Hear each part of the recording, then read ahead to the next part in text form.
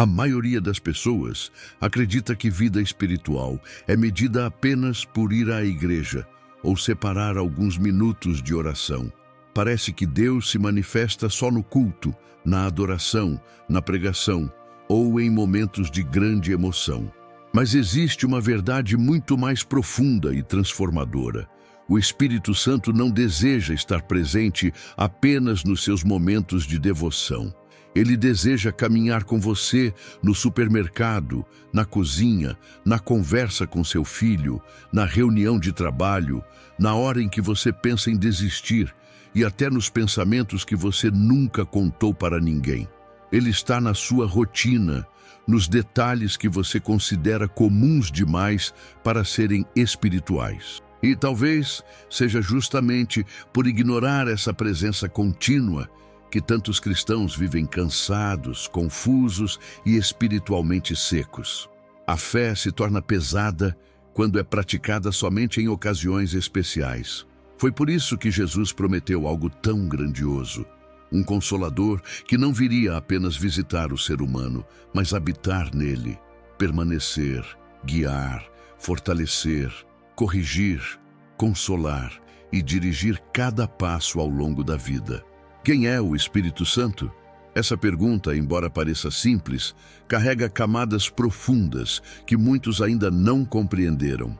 O Espírito Santo não é uma força distante, não é uma energia impessoal, muito menos um símbolo abstrato de religiosidade. Ele é uma pessoa divina, tão real quanto o Pai e o Filho. Jesus declarou em João 14,16: "E eu rogarei ao Pai, e Ele vos dará outro Consolador, para que esteja convosco para sempre."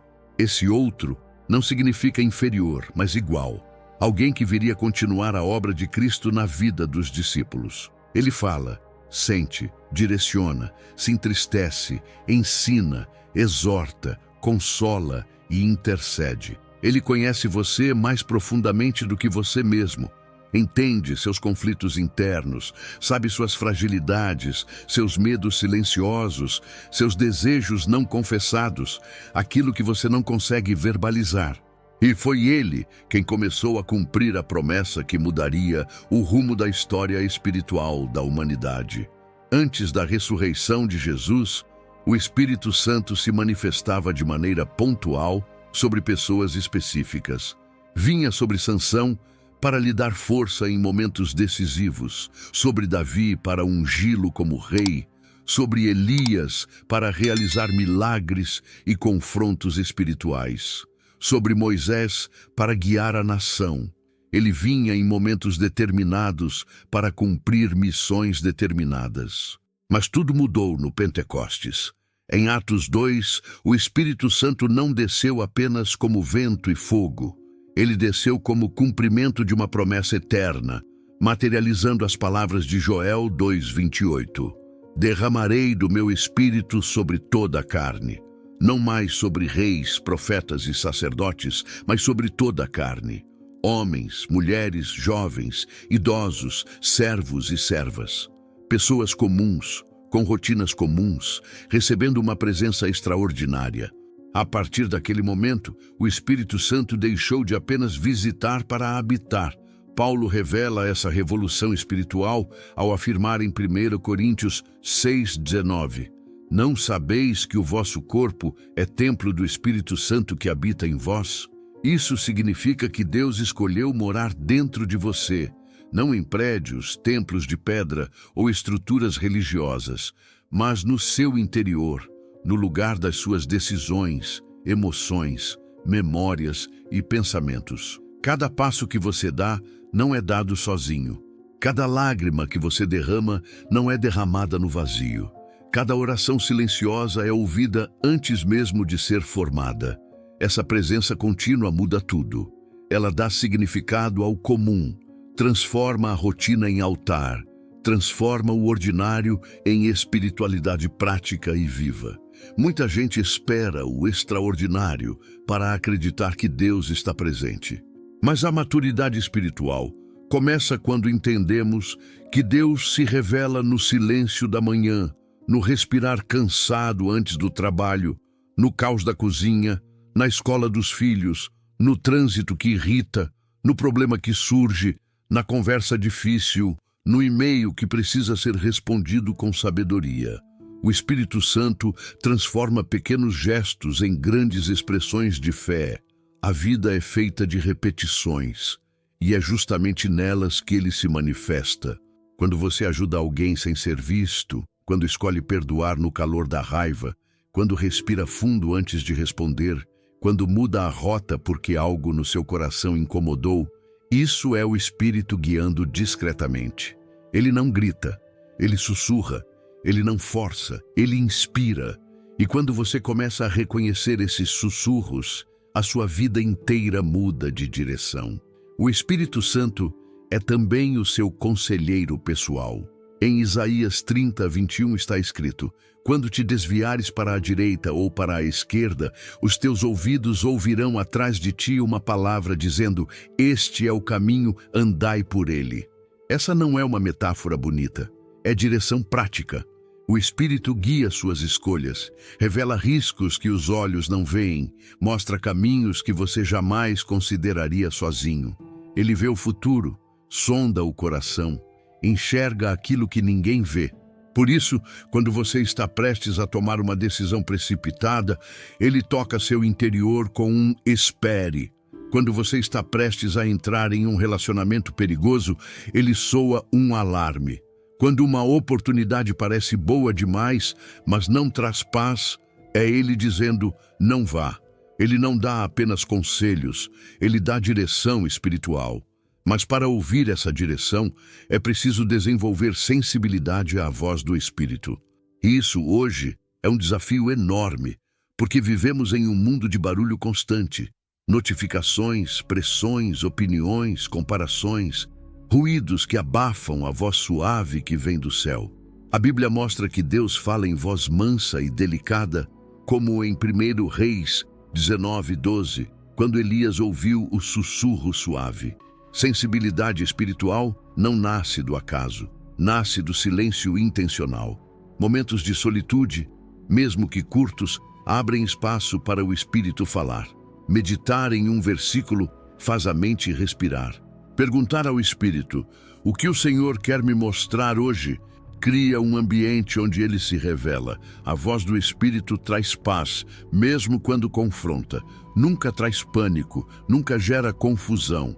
Ela direciona, corrige e fortalece. E quando essa sensibilidade cresce, começamos a experimentar uma paz que o mundo não consegue explicar. Gálatas 5:22 diz que a paz é fruto do Espírito. Filipenses 4:7 descreve essa paz como algo que excede todo entendimento. Há dias em que tudo parece desmoronar, mas mesmo ali, no meio do caos, o Espírito coloca um descanso que não faz sentido humano. Você está no mesmo problema, mas não está na mesma condição emocional. Essa paz não apaga a dor, mas sustenta. Não remove a tempestade, mas firma os pés no chão. Pessoas cheias dessa paz carregam uma atmosfera diferente. Entram em um ambiente pesado e mudam o clima, não por serem fortes, mas porque o Espírito dentro delas é forte. Essa paz é um testemunho silencioso, mas poderoso. E dessa paz nasce algo ainda mais profundo: alegria sobrenatural. Não a euforia temporária que o mundo vende, mas a alegria que nasce da certeza de que Deus está presente. Uma alegria que floresce no luto, resiste no cansaço, persiste nos dias escuros. Gálatas 5:22 mostra que a alegria é fruto espiritual, não circunstancial. Pessoas cheias do Espírito conseguem sorrir mesmo em tempos difíceis, porque sabem que a alegria não depende do que o olho vê, mas do que o coração crê. Essa alegria é contagiante. Ela ilumina ambientes, restaura relacionamentos, inspira esperança. Ela diz ao mundo: eu sei em quem tenho crido. Com essa alegria e paz, o Espírito começa a agir dentro dos relacionamentos. E é aí que o verdadeiro teste espiritual acontece. Ser gentil sozinho é fácil. Difícil é manter mansidão quando alguém pisa no seu calo. mas é justamente no calor dos relacionamentos que o Espírito mais trabalha. Ele transforma o tom da voz, molda reações, suaviza impulsos, corrige o ego antes que a palavra ferida escape da boca. Romanos 15:1 nos ensina a suportar as fraquezas dos fracos. O Espírito nos ensina a amar, a entender, a escutar, a ter empatia com quem ainda está em processo. A vida no Espírito começa dentro de casa. No casamento, ele ensina a amar com sacrifício. Na parentalidade, ele dá equilíbrio entre firmeza e ternura. Nos conflitos familiares, ele sopra sabedoria e domínio próprio. Quem anda com o Espírito aprende a desarmar brigas antes que comecem. Aprende a pedir perdão sem orgulho. Aprende a perdoar sem demora. E essa transformação se estende para o trabalho, escola, trânsito, redes sociais, qualquer lugar onde convivemos com outros seres humanos. Mas conviver com pessoas não é o único desafio. Resistir à tentação é outra batalha, e ela acontece dentro do coração, nos bastidores da mente. A tentação não avisa quando chega. Ela aparece em pensamentos, impulsos, oportunidades disfarçadas. Mas Gálatas 5,16 traz uma promessa extraordinária. Andai em espírito e jamais satisfareis os desejos da carne. Isso significa que a vitória não vem da força de vontade, mas do relacionamento. Quanto mais próximo do Espírito você está, menos a tentação encontra espaço. A sensibilidade aumenta, o discernimento cresce, a resistência se fortalece, e quando a queda acontece, porque ela acontece, o Espírito não abandona, não acusa, não humilha. Ele convence, restaura, levanta e ensina. Ele luta com você, não contra você. Esse processo de santificação profunda continua na mente. Romanos 12:2 ensina que a verdadeira transformação começa pela renovação da mente. O Espírito é o jardineiro da alma. Ele arranca mentiras plantadas por traumas, limpa crenças que distorcem a identidade, combate pensamentos tóxicos que alimentam o medo, a insegurança e a comparação. Uma mente cheia do Espírito pensa diferente, reage diferente, interpreta o mundo de forma diferente. Ela enxerga esperança onde antes enxergava caos, propósito onde antes havia desmotivação. E essa renovação molda até a maneira de orar.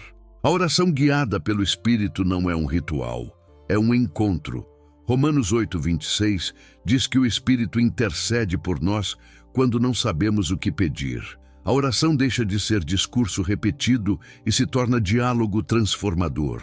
Ele muda pedidos, confronta intenções, revela causas escondidas, inspira ações práticas. O Espírito expande sua intercessão, leva seu coração a se envolver com causas maiores, toca pessoas através das suas orações, te inclui na obra de Deus. Ele ora com você, por você e através de você. E quanto mais você ora com o Espírito, mais discernimento você desenvolve. Discernimento espiritual é uma das ferramentas mais preciosas que o Espírito concede. Não se trata de desconfiança, mas de percepção do que está além das aparências. 1 Coríntios 2,14 diz que as coisas espirituais se discernem espiritualmente. O Espírito alerta sobre ambientes carregados, alianças perigosas, propostas enganosas. Ele mostra intenções ocultas, revela ciladas, protege de decisões precipitadas. Às vezes é apenas um incômodo que não passa, e ignorar essa sensação pode custar caro, mas o discernimento também nos capacita a amar com mais sabedoria. Ele mostra que a arrogância de alguém pode ser, na verdade, dor não tratada, que a frieza de um filho pode ser pedido de ajuda, que o silêncio de um amigo pode esconder luta espiritual. O discernimento salva, guia e cura. E o Espírito não age apenas nos grandes temas espirituais. Ele também inspira tarefas simples. Em Êxodo 31:3, Deus enche Bezalel com o Espírito para realizar trabalho manual, artístico e técnico. Isso revela que Deus se importa com o que você faz todos os dias. O Espírito traz criatividade, clareza, foco, organização, leveza na rotina. Ele inspira soluções práticas, ideias que você jamais teria sozinho, novas maneiras de trabalhar, estudar, ensinar, servir, criar. Ele transforma tarefas pesadas em adoração prática. E é nessa dimensão cotidiana que muitos descobrem seu chamado pessoal. O Espírito Santo também revela propósito. Não há cristão sem chamado, há cristão que ainda não descobriu o seu. O Espírito distribui dons conforme a necessidade da obra. Muitas vezes, o chamado não chega como revelação imediata, mas se revela gradualmente. Inquietações que não somem, oportunidades que aparecem repetidamente, talentos adormecidos que despertam, causas que queimam no coração. A dor que você viveu, o talento que possui, as pessoas que cruza no caminho, nada é acidental. O Espírito costura tudo isso até que a missão se torne clara. O chamado não é sobre aparecer, mas sobre servir. E o Espírito é especialista em alinhar vidas ao propósito eterno. Mas assim como podemos cultivar a presença do Espírito, também podemos entristecê-lo. Efésios 4:30 alerta: não entristeçais o Espírito Santo de Deus, com o qual fostes selados. O Espírito é sensível, não por fragilidade, mas por santidade. Mágoa, fofoca, pecado oculto, orgulho, negligência espiritual, ambientes tóxicos, práticas que corroem a alma, tudo isso apaga a chama que um dia ardeu forte. Mas assim como o fogo pode diminuir, também pode reacender. Basta arrependimento sincero, restauração de relacionamentos, retorno à palavra, busca em oração, mudança de ambiente, obediência imediata. Ele não busca perfeição, ele busca rendição. Por fim, viver cheio do Espírito é uma decisão contínua. Efésios 5:18 usa o verbo no presente contínuo, enchei-vos do Espírito. Isso significa, continuem sendo cheios. O enchimento acontece todos os dias, nas escolhas pequenas, nos gestos invisíveis, nas atitudes que ninguém vê. Ele se manifesta em gratidão espontânea, louvor silencioso, bondade inesperada, generosidade radical, domínio próprio diante de provocações, sabedoria em conversas, sensibilidade nas decisões. Uma pessoa cheia do Espírito não é perfeita, mas é perceptível. Onde chega traz paz, leveza, sabedoria, ordem, esperança e propósito. Essa pessoa passa por tempestades, mas não desaba. Sente dor, mas não perde a fé. Enfrenta lutas, mas não perde o foco, porque dentro dela há uma fonte inesgotável. E agora que você entendeu o quanto o Espírito Santo deseja participar de cada detalhe da sua vida, por que continuar vivendo no automático quando você pode viver guiado pelo céu? Até quando você vai tentar resolver tudo sozinho, se há um Consolador ao seu lado, pronto para te orientar, te fortalecer e te acompanhar? O Espírito está chamando. E talvez essa seja a resposta que você tanto buscava. Se esse conteúdo tocou seu coração, curta este vídeo, compartilhe com alguém que precisa ouvir isso e se inscreva no canal para continuar recebendo mensagens profundas que vão transformar sua caminhada com Deus. Porque aqui a gente não vive uma fé superficial, a gente mergulha na presença que muda tudo.